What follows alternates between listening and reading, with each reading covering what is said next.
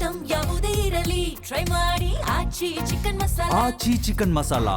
ಈ ಹಿಂದೆ ನೀಟ್ ಪರೀಕ್ಷೆ ನಡೆದಿದ್ದಾಗ ಅದರ ಪ್ರಶ್ನೆ ಪತ್ರಿಕೆ ಸೋರಿಕೆ ಆಗಿತ್ತು. ಈಗ ಮತ್ತೆ ಮರುಪರೀಕ್ಷೆ ನಡೆಸೋದಕ್ಕೆ ಕೇಂದ್ರ ಸರ್ಕಾರ ಮುಂದಾಗಿದೆ.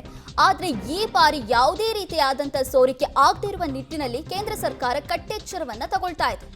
ನೀಟ್ ಪರೀಕ್ಷೆ ಮುಗಿಯುವವರೆಗೂ ಕೂಡ ಟೆಲಿಗ್ರಾಮ್ ಅನ್ನು ಬ್ಯಾನ್ ಮಾಡ್ತಾ ಇದೆ ಕೇಂದ್ರ ಸರ್ಕಾರ. ಜೂನ್ 21ಕ್ಕೆ ನಡೆಯಲಿರುವಂತಹ ನೀಟ್ ಮರುಪರೀಕ್ಷೆ ಪ್ರಶ್ನೆ ಪತ್ರಿಕೆ ಸೋರಿಕೆ ಆಗಿತ್ತು. ಅದನ್ನು ತಡೆಯುವ ನಿಟ್ಟಿನಲ್ಲಿ ಕೇಂದ್ರ ಎಚ್ಚರವನ್ನ ವಹಿಸಿದೆ. ಈ ಬಾರಿ ಜೂನ್ 22ನೇ ತಾರೀಕಿನವರೆಗೂ ಕೂಡ ಟೆಲಿಗ್ರಾಮ್ನನ್ನ ಯಾರೂ ಕೂಡ ಯೂಸ್ ಮಾಡೋ ಹಾಗಿಲ್ಲ, ತಾತ್ಕಾಲಿಕವಾಗಿ ಬ್ಯಾನ್ ಮಾಡಲಾಗಿದೆ. ಯಾಕಂದ್ರೆ ಈ ಹಿಂದೆ ನೀಟ್ ಪ್ರಶ್ನೆ ಪತ್ರಿಕೆ ಸೋರಿಕೆ ಆಗಿದ್ದೆ ಟೆಲಿಗ್ರಾಮ್ ಅನ್ನುವಂಥ ಆ್ಯಪ್ನಲ್ಲಿ. ನಾವು ಈ ಹಿಂದೆ ನಡೆದಂಥ ಸಾಕಷ್ಟು ಟೆರರ್ ಆಕ್ಟಿವಿಟೀಸ್ ಇರ್ಬೋದು ಅಥವಾ ಪ್ರಶ್ನೆ ಪತ್ರಿಕೆ ಸೋರಿಕೆ ಆಗಿರ್ಬೋದು, ಇದೆಲ್ಲವೂ ಕೂಡ ಟೆಲಿಗ್ರಾಮ್ನಲ್ಲೇ ಜಾಸ್ತಿಯಾಗಿ ನಡೀತಾ ಇತ್ತು. ಯಾಕೆ ಟೆಲಿಗ್ರಾಮನ್ನೇ ಜಾಸ್ತಿ ಯೂಸ್ ಮಾಡ್ತಾರೆ ಅಂದರೆ ಇದನ್ನು ಈಸಿಯಾಗಿ ಯಾರು ಕೂಡ ಟ್ರೇಸ್ ಮಾಡೋದಕ್ಕಾಗಲ್ಲ. ಹಾಗಾಗಿ ಬಹುತೇಕ ಪ್ರಶ್ನೆ ಪತ್ರಿಕೆ ಸೋರಿಕೆ ಮಾಡೋದಾಗಿರ್ಬೋದು ಅಥವಾ ಟೆರರ್ ಆಕ್ಟಿವಿಟೀಸ್ ಮಾಡೋರಾಗಿರ್ಬೋದು, ಅವರೆಲ್ಲರೂ ಕೂಡ ಟೆಲಿಗ್ರಾಮನ್ನು ಯೂಸ್ ಮಾಡ್ತಾರೆ. ಆ ನಿಟ್ಟಿನಲ್ಲಿ ಕೇಂದ್ರ ಸರ್ಕಾರ ಈ ಕ್ರಮವನ್ನು ಕೈಗೊಂಡಿದೆ. ಪ್ರಧಾನಿ ಕಾರ್ಯಾಲಯದ ಹದ್ದಿನ ಕಣ್ಣಿಡ್ಲಾಗಿದೆ. ಪ್ರಶ್ನೆ ಪತ್ರಿಕೆ ಸಾಗಿಸುವುದಕ್ಕೆ ಹೆಲಿಕಾಪ್ಟರ್ ಅನ್ನು ಬಳಕೆ ಮಾಡಲಾಗುತ್ತೆ. ಸಿಆರ್ಪಿಎಫ್, ಸಿಐಎಸ್ಎಫ್ ಎಸ್ಕಾರ್ಟ್ನಲ್ಲಿ ಪ್ರಶ್ನೆ ಪತ್ರಿಕೆಯನ್ನು ಸಾಗಾಟ ಮಾಡಲಾಗುತ್ತೆ. ಪರೀಕ್ಷಾ ಕೇಂದ್ರಗಳ ಬಳಿ ಬಯೋಮೆಟ್ರಿಕ್ ವ್ಯವಸ್ಥೆ ಮಾಡಲಾಗಿದೆ. ಇಷ್ಟೆಲ್ಲ ಸುಪರ್ದಿಯಲ್ಲಿ ಮರುಪರೀಕ್ಷೆ ಬೇಕಾ ಅನ್ನುವಂಥ ಪ್ರಶ್ನೆ ಮತ್ತೊಂದು ಕಡೆ. ತಮಿಳುನಾಡು ಬಿಜೆಪಿ ಮಾಜಿ ಅಧ್ಯಕ್ಷ ಅಣ್ಣಾಮಲೈ ಈ ಪ್ರಶ್ನೆಯನ್ನ ಮಾಡಿದ್ದಾರೆ.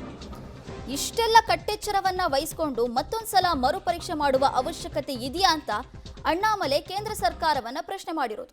ಇಷ್ಟು ದಿನಗಳ ಕಾಲ ಬಿಜೆಪಿಯಲ್ಲೇ ಇದ್ರು ಅಣ್ಣಾಮಲೈ ಈಗ ಬಿಜೆಪಿಯಿಂದ ಹೊರಬಂದಿದ್ದಾರೆ, ರಾಜೀನಾಮೆಯನ್ನ ಕೊಟ್ಟಿದ್ದಾರೆ. ಅದರ ಬೆನ್ನಲ್ಲೇ ಮರುಪರೀಕ್ಷೆ ಕೂಡ ನಡೀತಾ ಇದೆ. ಈ ಸಂದರ್ಭದಲ್ಲಿ ಅಣ್ಣಾಮಲೈ ಕೇಂದ್ರ ಸರ್ಕಾರವನ್ನೇ ಪ್ರಶ್ನೆ ಮಾಡಿದ್ದಾರೆ. ಇಷ್ಟೆಲ್ಲ ಕಟ್ಟೆಚ್ಚರವನ್ನ ವಹಿಸಿಕೊಂಡು ಮರುಪರೀಕ್ಷೆ ಮಾಡುವಂತ ಅವಶ್ಯಕತೆ ಇದೆಯಾ?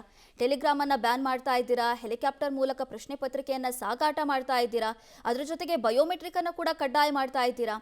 ಇಷ್ಟೆಲ್ಲ ಮಾಡಿಬಿಟ್ಟು ಮತ್ತೊಮ್ಮೆ ನೀವು ಮರುಪರೀಕ್ಷೆ ಮಾಡಬೇಕಾ ಅಂತ ಕೇಳ್ತಾ ಇರೋದು ಅಣ್ಣಾಮಲೈ.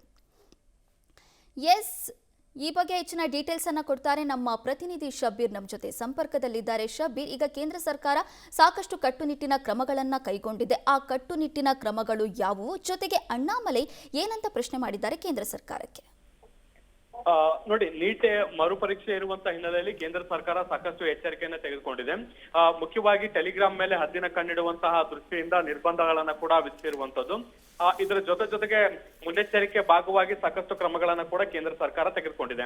ಈಗ ಕೇಂದ್ರ ಸರ್ಕಾರದ ಈ ಕ್ರಮಗಳಿಗೆ ಸಾಕಷ್ಟು ಟೀಕೆಗಳು ಕೂಡ ಈಗ ವ್ಯಕ್ತ ಆಗ್ತಾ ಇರುವಂತದ್ದು. ಮುಖ್ಯವಾಗಿ ಅಣ್ಣಾಮಲೈ ಅವರು ಕೂಡ ಇದನ್ನ ಪ್ರಶ್ನೆ ಮಾಡಿರುವಂತದ್ದು. ಈ ಪರಿಪ್ರಮಾಣದ ಕಟ್ಟೆಚ್ಚರಿಕೆಯನ್ನ ವಹಿಸಿ ನೀಟ್ ನ ಎಕ್ಸಾಮ್ ನ ನಡೆಸುವಂತ ಅಗತ್ಯತೆ ಏನಿದೆ ಅನ್ನುವಂತ ನಿಟ್ಟಿನಲ್ಲಿ ಕೂಡ ಅವರು ಪ್ರಶ್ನೆಗಳನ್ನ ಕೇಳಿದ್ದಾರೆ. ಈ ಮುಂಚಿನಿಂದಲೂ ಕೂಡ ನೀಟ್ ಪರೀಕ್ಷೆ ರದ್ದಾಗಬೇಕು ಅನ್ನುವಂಥದ್ದು ತಮಿಳುನಾಡು ಸರ್ಕಾರದ ವಾದ ಆಗಿತ್ತು. ಮತ್ತೆ ತಮಿಳುನಾಡಿನ ಬಹುತೇಕ ರಾಜಕೀಯ ನಾಯಕರು ಕೂಡ ಈ ವಾದಕ್ಕೆ ಬೆಂಬಲವನ್ನ ಕೂಡ ವ್ಯಕ್ತಪಡಿಸ್ತಾ ಇದ್ದಾರೆ.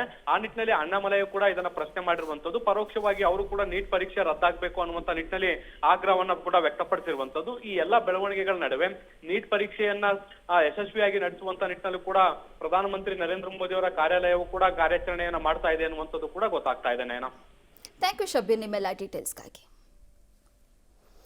ತಮಿಳುನಾಡು ಸರ್ಕಾರ ಈ ಹಿಂದಿನಿಂದ ಕೂಡ ಹೇಳ್ತಾ ಇತ್ತು, ನಮ್ಮ ಪ್ರತಿನಿಧಿ ಶಬ್ಬೀರ್ ಕೂಡ ಹೇಳಿದ ಹಾಗೆ ಯಾವುದೇ ಕಾರಣಕ್ಕೂ ನೀಟ್ ಪರೀಕ್ಷೆಯನ್ನು ನಡೆಸೋದು ಬೇಡ, ನಮ್ಮ ರಾಜ್ಯದಲ್ಲಂತೂ ನೀಟ್ ಪರೀಕ್ಷೆಯನ್ನು ಮಾಡೋದಿಲ್ಲ, ಹಾಗೆ ಇಡೀ ದೇಶದಾದ್ಯಂತ ಅದನ್ನು ಬ್ಯಾನ್ ಮಾಡಬೇಕು ಅಂತ ತಮಿಳುನಾಡು ಸರ್ಕಾರ ಒತ್ತಾಯವನ್ನು ಮಾಡ್ತಾ ಇದೆ.